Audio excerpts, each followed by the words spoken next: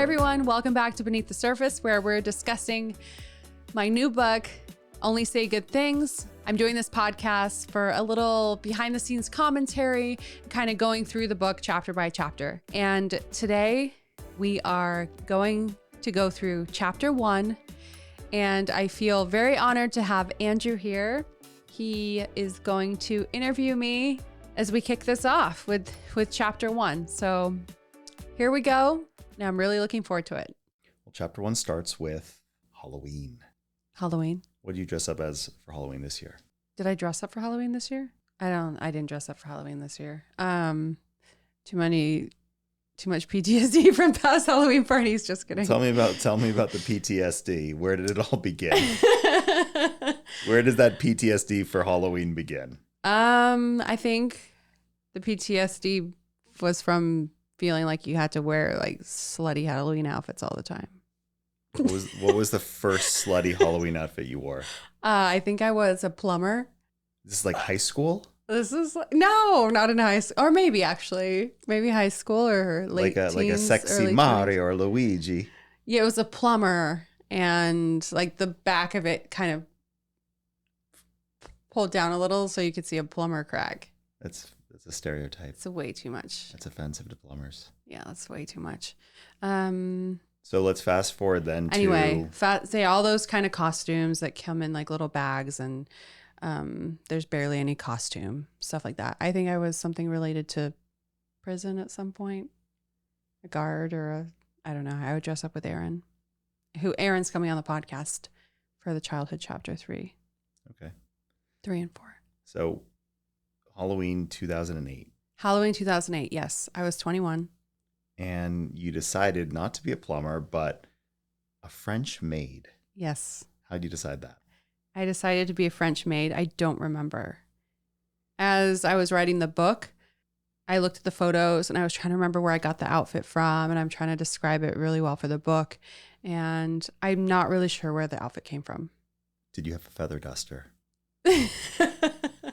No, or maybe I did, and maybe there was a store called Fredericks of Hollywood. Do you know that store? I've heard of it. It was like a lingerie type store, and I think that's where it came from. Potentially, I don't remember, but I think those were stores in the mall. I don't know where it came from, but I was a French maid for Halloween 2008. So you show up to a parking garage at UCLA as a French maid on a cold night in October in LA. What are you seeing when you look around? Are there other French maids? Like, describe the scene for me. Okay. Yeah, I guess chapter 1 really starts out with the scene, setting the scene to go to the Playboy Mansion. This is your origin story. Trick or Treat. Trick or Treat is the name of chapter 1. I was dressed as a French maid. My friend was dressed as Pocahontas. I talk about in the book that Native American wear was still on the shelves at that point. And, we didn't know any better. So we're in these outfits and we're in the UCLA parking garage. It's cold. And we just drove 2.5 hours from San Diego, and we were hoping to go to this Playboy Mansion party. So you said a friend, who is this alley person that brings you to this parking garage hoping to go to this party that I'm not sure you really even want to be at? You're not even sure this is where you want to go. I think it was where I wanted to go. I submitted photos, and I didn't think they would pick me. I didn't think I was pretty enough. I didn't think I would get chosen, but I did. I was happy to go. I was happy to be there. And who brought you there? Her name was Allie. That's her name in the book. And her name in real life, I don't remember, which is weird. This person sort of takes you to the yellow brick road that would be the rest of this book and your life today, and you don't remember. I don't remember. We did some odd modeling jobs together, maybe like handing out keychains or working at motocross or something. I don't remember. Maybe it was from Comic-Con. I'm not sure what job we did together, but she suggested that I submit my photo to go to a party. And I submitted my photo. We both got in. We went up there, and I don't remember her name to this day. I don't know what happened to her after that night to this day.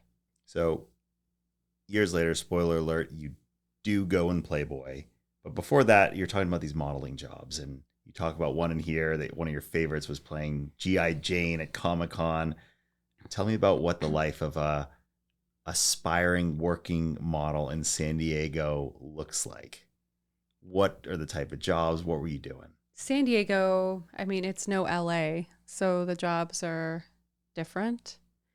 My favorite job was working at Comic-Con. So I would dress up as all different characters. But I do remember one year working for Activision, I think, or I don't remember which exactly, but I dressed up as G.I. Jane, and that was a lot of fun. So you talk about in the book, you were studying psychology at San Diego State University. But you say in the book that you didn't actually want to be a psychiatrist, that you wanted to be a model. When did you make this realization that, this thing that you were majoring in wasn't actually what was going to make you happy, wasn't what you wanted to do, and that modeling was how you wanted to, that's what you wanted to pursue in life? I don't know if modeling was really the end goal. I had fun with it. I was in school studying psychology, and I remember having, I had a lot of anxiety, and I had a lot of things that I guess I didn't have the tools to dive deep and, I don't know, really self-reflect on. So while I was studying to be a psychologist, I just thought, I have so many of my own problems. I don't know how I'm gonna, help others, and the 9-to-5 life didn't really appeal to me. So yeah, I was studying something that I just wasn't sure of. So, psychology major. Do you think that played any role in Hef choosing you, considering he was a psychology major? Well, it's interesting you say that, because I do remember being there. I do remember this friend dragging me over to where Hef's Cabana is, and I just felt awkward. If I was on my own, I would have never walked over there. I would have never done it. But I went over there. I'm with the friend. She's waving like crazy. I talk about it in the book, and Hef kind of looks over and then looks straight at me. I'm like, whoa, this person's looking at me. It's kind of, it was the feeling of watching the animals at the zoo. They're on that side and you just watch them, and then all of a sudden, they're looking at me and I'm like, oh, this is weird. This isn't supposed to be how it is. And Hef asked security, bring me in there. And I'm like, oh, now I'm in the enclosure. It was a little strange. But once I sat down and started talking to Hef, he asked me what I did. And I said I was at school studying psychology. And Hef said, oh, well, I was a psychology major at the University of Illinois. So it kind of started that way, which was interesting. And I thought, oh my gosh, I'm going to be such a loser. I'm still in school, feeling stupid. I don't have a real job to talk about. But in retrospect, I'm that was the perfect answer, right? Hey, I'm just this college kid. And yeah, anyway. Well, before he picks you out of a crowd, you and Allie, you take the van from the garage to the mansion. Mm-hmm. What were some of those first thoughts? I mean, of stepping into this storied place that people have talked about, people have written about, you've heard about. But what do you remember in terms of the sights and the smells, and what were you feeling when you first stepped into the mansion? Gosh, it felt like being transformed to a different world. You show up and the party's going, and it's all this really cool lighting. I know that's weird to say, but as kind of the facade, I don't know, as it broke apart, and I started seeing under the surface more, it wasn't as cool. But in the beginning, you drive up and it's just really well lit. These parties are expensive. I learned that the parties cost around $400,000 to just put one of these on, just for a night. So the house is lit super beautifully. There are just people everywhere, and they're all really good looking people. I don't know where they all live, probably LA and all over. Some might fly in, but yeah, it was just all of these people just all in this place, and the house was massive, and there were butlers and all kinds of people working at the party. Everyone just trying to like hand you something, want something to drink, want some food. Just everything's in excess, like all over the place. It was beautiful and interesting. The pool was cool. All the animals were awesome. You just walk around and there's something at every turn you completely blows your mind because it's not anything that you're used to. Like definitely I wasn't used to any of that growing up. So it's magical in some ways. Yeah, it was. It was. So what did you know about Playboy before you stepped foot onto the mansion? When was your first introduction into this magazine? The first introduction was through my stepdad, whose name in the book is Lyle. Great name.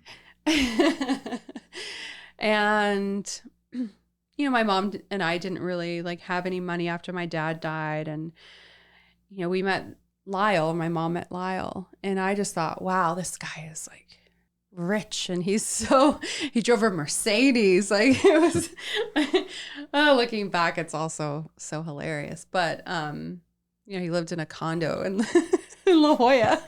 Like, wow. But in his office, he had Playboy magazines, and they were all in this, I don't know, those like kind of not binders, but they're kind of holders. Maybe they'll hold like 4 or 5 magazines at a time. And then the top's cut out so you can like see what the magazines are. I don't know how to explain it very well. I think I know you're describing. Yeah. So yeah, he had all these magazines, and I would open them and I'd be like, wow, like these are like celebrities. These are people that are, I talk about in the book are powerful and have the world at their feet. And I wish I could be like them. And I think that was my first, kind of look into that world. And that's how you learned who Hugh Hefner is. That is how I learned about Hugh Hefner. I think I just through the media, through news, you kind of learn. It was kind of around that time. You hear about it off and on, just like you hear about the celebrity world off and on. But I didn't know too much at that time. But thinking back, I'm like, yeah, that guy was such a perv. Like, ew. Like, why keep all those why like collect all of those? What's the point? Like, what is the point? I think we know what the point was probably What's for your the stepdad. Point? Was there like not enough people in magazines that you have to just He just probably loved the articles. Yeah, okay. Yeah, okay. But like maybe 1 or 2 is fine, but that many? It was like every issue. Wow. So he was just a fan. I guess.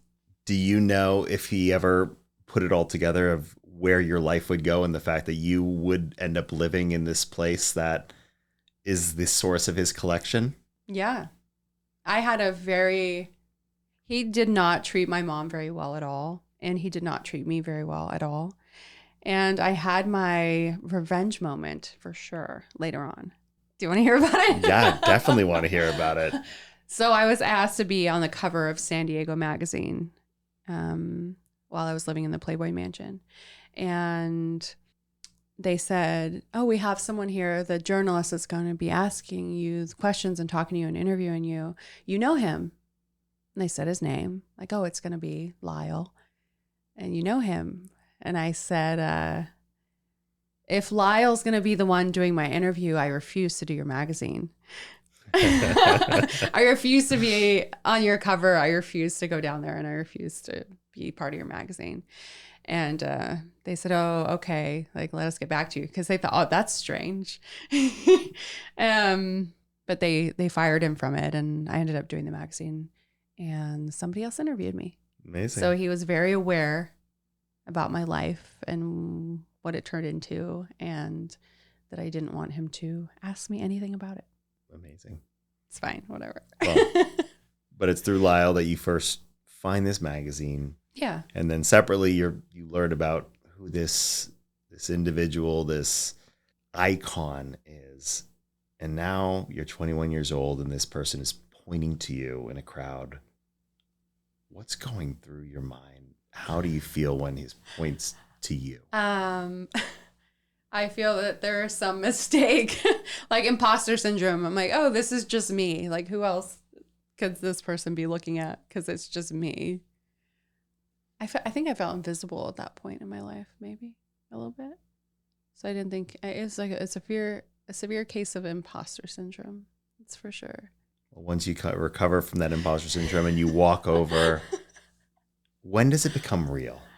It became real when I'm in the cabana. I start talking to Hef, and then I meet the twins that are there, and then there's this other girl in there.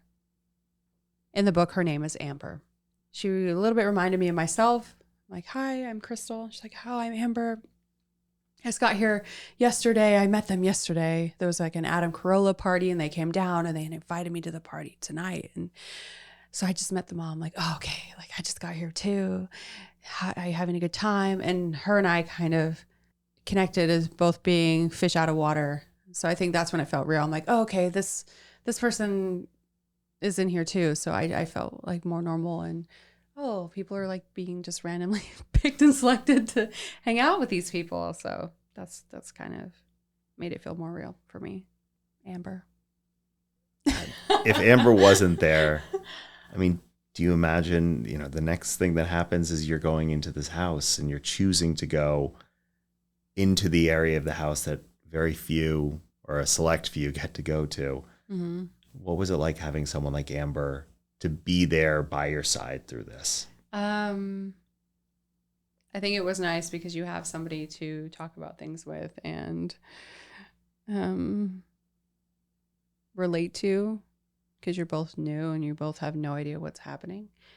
So it was comforting in a way, which is weird.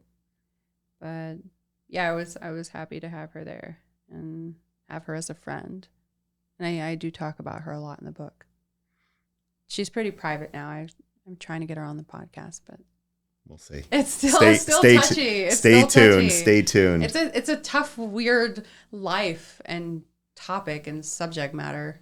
Yeah. So I get it. So luckily you have Amber there, but before you go upstairs, the girl Allie that brought you there in the first place, she doesn't get invited, and you have to tell her essentially, sorry. I think that serves in some ways as a precursor to what your life is going to become, of having to turn people away that Hef and this whole system that they don't say yes to. And how does that feel for you when you have to tell this person no? I honestly felt like it was some type of conveyor belt situation, because we're like all in this cabana, and then we get just moved toward the house, and there's all this group of security and people, and it's like a wave. It's just kind of moving us into the house. And yeah, I told Hef, I'm like, oh, I have a friend here. My friend's here. And I kind of could see her, and he noticed her, and then just kind of turned to me and was like, no, she's not invited. I realize now it's because, she wasn't white or a white girl with blonde hair, but, which is very rude, but yeah. And then it all happened so fast where she kind of disappeared, and I didn't even see her anymore. And I just got whisked away into the house. Maybe there's a system of like separating people from their buddy systems. Yeah. I mean, there probably is part of that. I mean, he studied psychology and separating you from the pack. Maybe. But usually if you care, or if you kind of have interest or like someone and you care, and you're like, oh, you want to invite your friend? Sure. But no, that wasn't allowed. That wasn't allowed.